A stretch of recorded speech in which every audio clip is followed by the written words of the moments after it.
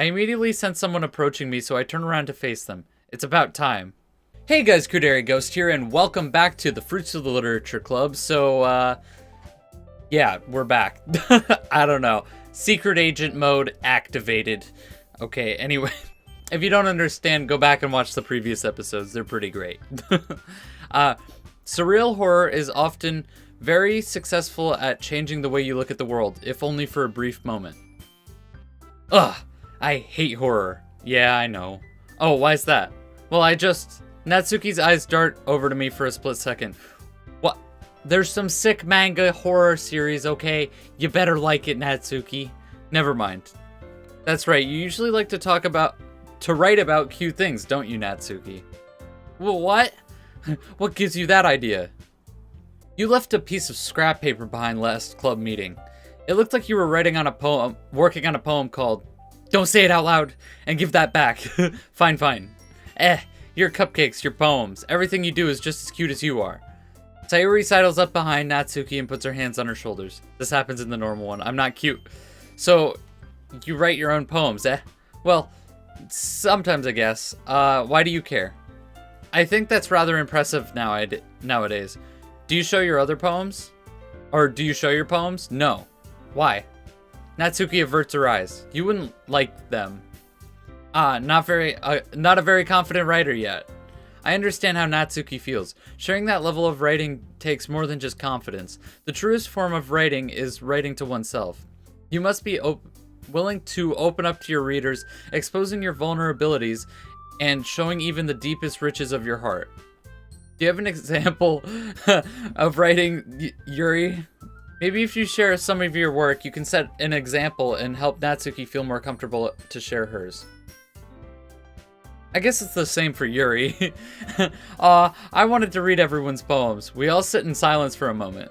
Okay, I have an idea, everyone. Natsuki and Yuri look quizzically at Monika.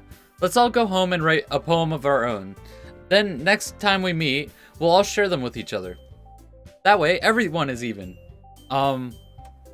Yeah, let's do it. Plus, now that we have a new member, I think it will help us all to get a little bit more comfortable with each other and strengthen the bond of the club. Isn't that right, Ku? Monika smiles warmly at me once again. Hold on. I raise my index finger. What's that? Remember, I said I wasn't interested at this time. I'm only here as Sayori's escort home. All the four girls stare back at me with dejected eyes. It's probably the best that I just tell you flat out right now. That's right. I'm sorry, I thought... I remember. Better than for me to lie to you all.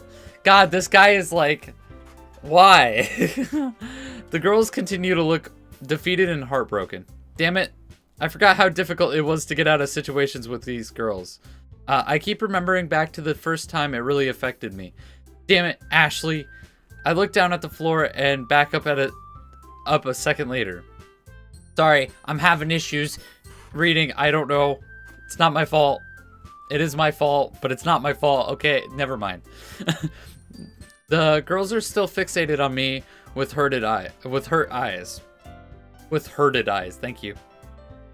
I'm gonna have to do this bullshit, aren't I? Here it goes. But that doesn't mean it won't change. That's great. That gives us a little leeway to try and convince you. Monika rises up and smiles confidently. Her eyelids are shut, but I can practically see their excitement. Look at that excited Monika face. Yes. Sayori raises both of her hands in joy. I guess that is okay. If I found out this was all for the cupcakes, I will be super pissed. Okay, everyone. I think with that, we can officially end today's meeting on a good note. Monika looks to each of the girls. Everyone, remember tonight's assessment. Also, again, if you like the green screen or if you prefer the face cam, let me know down in the comments. I just want to get a feel for which one people like better. So anyway, write a poem to bring to the next meeting so we can all share. Meanwhile, the girls continue to chit-chat as Yuri and Natsuki clean up their food. Okay, Ku, are you ready to walk home? Very much so. Yay! Whoa, it's blue. Is that the sky? With that, the two of us depart the club room and begin to make our way home. The sun was out and blazing with little to no clouds obstructing it. Yeah, okay, that's the sky then. It is rather hot today, which makes my run a little bit more arduous. But not really like I care. I have done many runs, some monitored in much hotter temperatures, and that is pretty difficult as we were given a limited amount of water for the entire run. Oof. Our walk so far was not bad. Sayori struck up a conversation about what I do outside of school. I, of course, am not going to tell her the truth about what I do. You freaking secret agent. God. I have more than one document restricting me from doing so. Okay. I just simply shrug and respond, nothing really. You mean there is nothing for you to do outside of school? Well, I guess I have a part-time job, but that's really only when they need me. And lately it's been pretty slow, so I guess I don't really do any working. Well, what did you do before you came here? At my old school? Well, I was in a large building where the students lived. At least my class. Your old class? Yeah. Whenever we weren't doing anything, some of us sat around doing nothing, and some of us just picked up more extra credit work. Which one were you? Heh, I think the answer is obvious. Sayori shoots me a questioning glare, which I don't acknowledge. Well, what type of job do you have? It's not important. Sure it is. Come on, Ku. I'm telling you about me. Can't you do that too? It's like I'm talking to a brick sometimes. Ouch, that hurts. Judging my facial expression, Sayori sticks out her tongue at me. Blech. Meanie. My life secrets must be earned, my sweet blue-eyed angel, but she was a blue-eyed monster before. Sayori's eyes go wide. That's a joke, by the way. Sayori, my blue-eyed angel, oh my gosh. Sayori's the blue-eyed monster, too. I don't know, I was dying at that. That was pretty funny. Sayori continues her barrage of questions all the way until we reach our neighborhood. That's an interesting way to spell questions. Oh, we're here. Yep. I turn my back to her and start to walk to my house. Wait, Ku. What? Thank you for walking me home and going to the literature club with me. You used some cheeky little tricks to achieve those milestones, but it's fine. You're welcome, Sayori. She really did. Okay. Oh, so it's not going to tell the year either. It hasn't been doing. Oh, whoa. What's this? Oh, whoa, what's this? Okay, my phone rings. All right. I reach into my coat pocket and grab it as I lean back on the tree. It was a dark night, and the brush around didn't allow any large pockets of moonlight in. I'm here. Good. Get ready. I end the call and slide the phone case back into my pocket. Or the phone. Why? Why? Help. I keep my posture against the tree and notice a commotion down below.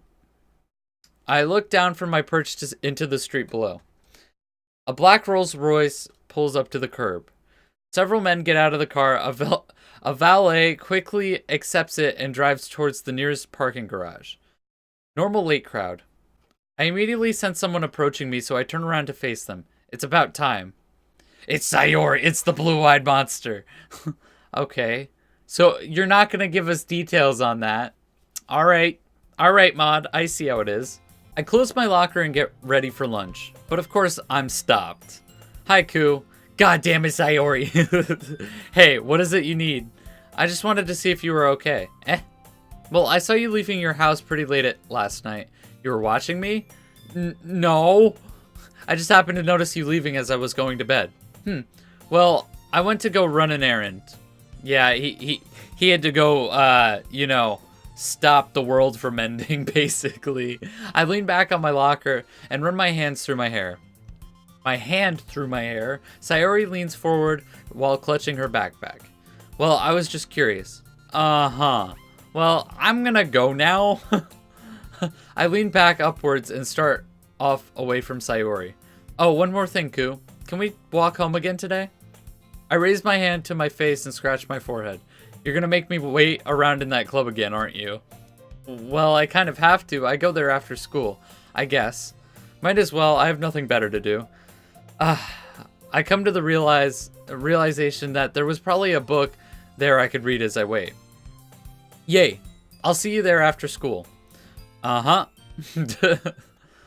Before I enter the club room, Sayori waited outside for me. As I walk up, I knew exactly what she was trying to do.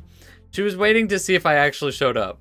Well, I guess it's my fault for doing so. The door closed behind both of us. I am shrouded in a much different atmosphere than the normal school projects. Hi, Ku. Good to see you back again today. Monica walks towards me, still putting on her everlasting smile. That's an interesting way to describe that.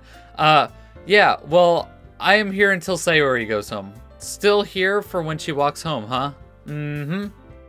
Well, today we are reading poems, so I hope you enjoy it. Sure. I can't wait. I'm super excited to read everyone's poems. Aha!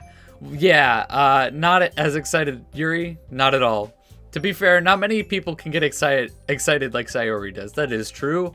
Sayori is the Cinnabon. Okay, it's understandable. From the few days that I've known her, I can understand that. Thanks for coming back, Ku. I hope this isn't too overwhelming of a circumstance for you. Making you dive headfirst into literature when you're not accustomed to it. Oh, come on. Like he deserves any slack. Sayori told me you didn't even want to be here. If you don't take us seriously, then you won't see the end of it. Natsuki, you certainly do have a big mouth for someone who keeps her manga collection in the club room. You goddamn right, Monica. Natsuki finds herself stuck between saying Monica and manga. Manga is literature.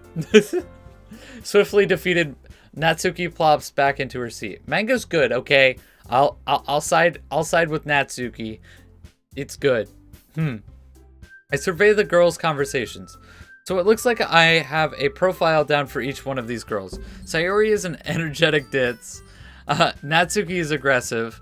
Yuri is very shy and tentative. And Monica is a leader. Granted, these are all simplified perceptions of them, but nonetheless, they aren't bad girls. I lean back in my seat, grab one of the books from my bag, and put it on my lap. Don't worry, guys. Ku is a pretty hard worker. He usually does all of his school work in class, and he does pretty well. Our social studies teacher was astonished. I don't know what you're hyping me up for. I just did my work as instructed. Oh, Yuri, even brought you something today, you know? Wait, Sayori, you brought something for me? Not really. Don't be shy. It's really nothing. What is it? Never mind. Sayori made it sound like a big deal when it's really not. What did I do? What do I do? I'm sorry, Yuri, I wasn't thinking. I can tell that Yuri is uncomfortable. She shifts in her seat and looks away nervously. Hey, don't worry about it. First of all, I wasn't expecting anything in the first place, so any nice gesture from you is a pleasant surprise. Is that so? Mm-hmm. Plus, there is no reason for me to make a big deal out of it. Alright. Well, here. Yuri reaches into her bag and pulls out a book. The Portrait of Markov. You know, thinking back, we never do actually read it. Like, in the main game, and we've never read it in a mod. I've never seen it read in a mod. So, I don't know. That's weird. I don't know why I'm doing this, but I am. Deal with it. I didn't want you to feel left out, even if you aren't joining the club. Well, thank you. Since I am pretty much finished with my current book, I will make sure to read this. And we could, you know, discuss it if you want. Interesting. I'll keep that offer in mind. Yuri looks pleased and relieved as she gingerly runs her fingers across a book that sits in her lap. Okay, everyone. Sayori and Monica enthusiastically pull out their poems. Sayori's is on a wrinkled sheet of loose sleeve, half torn from a spiral notebook. Okay. On the other hand, Monica wrote hers in a composition notebook.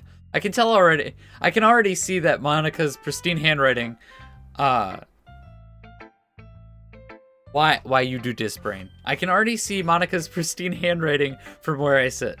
Natsuki and Yuri reluctantly comply as well, reaching into their bag. Monica looks towards me. I think it would be great practice if each of us showed you our poems as well. Is that okay? Sure. I set my book and the book that Yuri gave me back into my bag. Alright guys, I'm going to end the episode there. Thank you so much for watching, and if you enjoyed, please hit that like button. Also, if you want to see more, hit that subscribe button to become a ghost. I really appreciate that. It's awesome when people become ghosts. Not my best choice of words, but you know, anyway, I will see you next time. Peace. see.